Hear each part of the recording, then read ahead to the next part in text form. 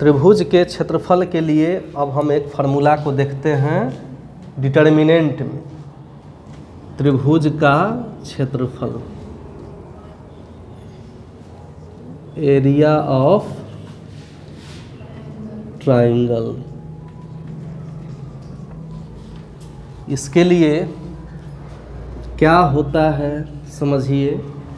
सबसे पहले class 10th में आप एक फार्मूला पढ़े थे कि अगर कोई त्रिभुज है, इसके 3 शीर्ष x1 y1 x2 y2 और x3 y3 हो, तो इस त्रिभुज का क्षेत्रफल हो जाता है 1/2 into x1 into plus x2 into plus x3 into, ये फार्मूला आप पढ़े हैं क्लास 10th में। अब इसी फार्मूला को डिटर्मिनेंट में हम कैसे यूज करते हैं सो समझिए कि ऐसा ही निर्देशांक यदि दिया रहे तब त्रिभुज का क्षेत्रफल हो जाता है 1/2 mode of x1 x2 x3 y1 y2 और यहाँ 1।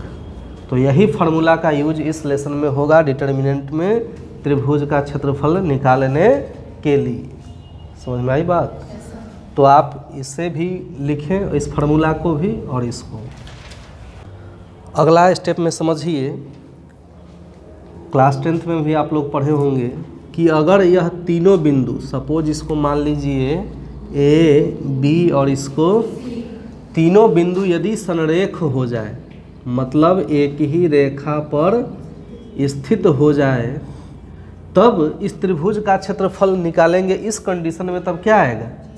0 आएगा, क्योंकि त्रिभुज बना ही नहीं, फ्लैट हो गया ये।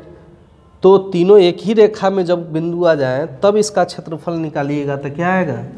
0 आएगा।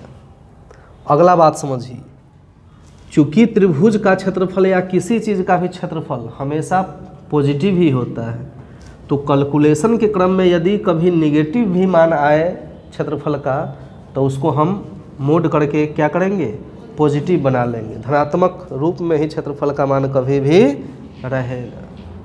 समझ में आई बात?